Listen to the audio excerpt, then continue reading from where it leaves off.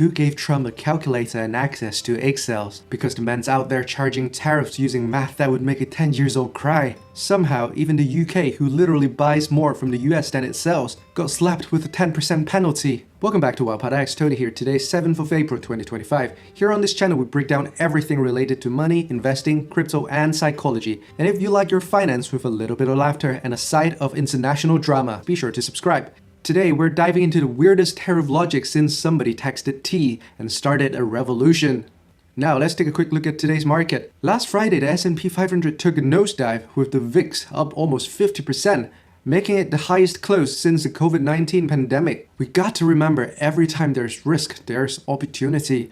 Bitcoin is now trading at $77,000, down over 9% since last Friday. But ladies and gentlemen, that's not too bad compared to what happens to S&P 500 and Dow Jones performance. Over the weekends, market continued to react to escalate trade tensions. The Australian market, for example, suffered a dramatic plunge, wiping out almost $160 billion in value and reaching 15-month low.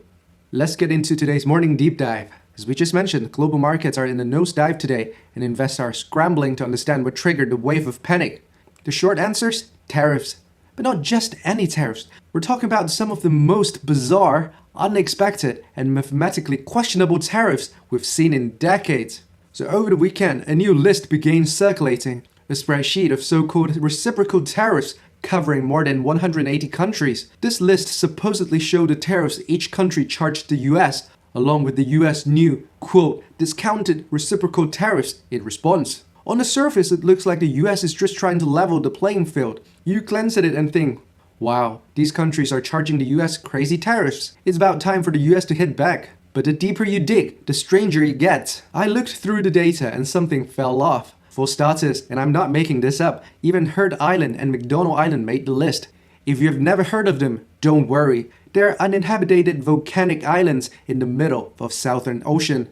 And the only permanent residents are penguins and seals. That's right, Trump slapped a 10% tariffs on penguins? Online jokes quickly followed. Did the seals insulted the First Lady, or did the penguins refuse to stand for the national anthems?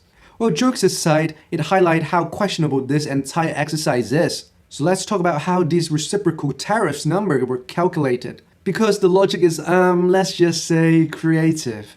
Here's what Trump's team apparently did. They took the US trade deficit with each country, divided by the total US imported from that country, then multiplied the result by 100%. So that gives them a percentage, which they called the tariffs charged to the US. And then Trump decided to charge half of that percent back to the country as a new tariffs. Not based on the actual tariffs rate charged by those countries, just based on this formula alone. So say if the US had $10 billion trade deficit with country A and imported $20 billion worth of good, the deficit import ratio is 0.5, and multiply that by 100%, that gives you 50%. And Trump then say, we'll charge you half of that, 25%, boom. That's their new tariffs. And we can quickly see a problem here. For example, the UK, which actually buy more goods from the US than vice versa, also was slapped with a 10% tariffs. There's no deficit here. So even friendly countries with fair trade balance are being penalized. At this point, calling these tariffs are misleading. They're more like fines or punishment. And this brings us to a deeper concern, stagflation. When trade gets restricted, price goes up due to fewer imports. And at the same time, economies slow down due to reduced global commerce. It's a dangerous combo. Inflation without any growth, that's stagflation. And investors are right to be nervous. The media as usual is having a field day. Some headline bluntly says Trump's gone mad. But let's be honest, Trump has always seen himself as the ultimate deal maker. He lives for negotiation. Remember, his book, Trump, The Art of the Deal, is still on Amazon's bestseller list. So my prediction is, world leader will eventually come to the table, Trump will spin the outcome as a massive victory, and the market will recover. That's just how he operates. Nevertheless, there's still some good news for us. Market fear creates opportunity. When stocks or crypto takes a hit due to panic, smart investors don't run, they assess. Corrections often gives us the best chance to buy quality asset at a discount. If you have done your research and kept some cash on hand and understand the long-term game, these moments of fear can actually help accelerate your wealth building journey. Let's stay calm and curious. If the penguin from Heard Island opened a trade desk, I'll be the first to cover it here. Now let's take a look at today's top news. The first news.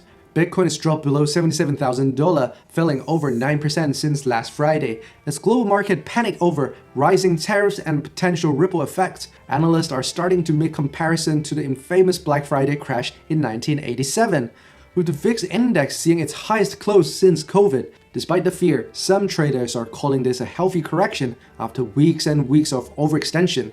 Long-term holders, however, aren't budging. On-chain data show that Bitcoin supplies held for over a year are still climbing, signaling strong conviction beneath the surface. The second news, legendary investor Bill Ackman says he believes Trump will ultimately delay or soften the controversial reciprocal tariffs that sent markets spiraling.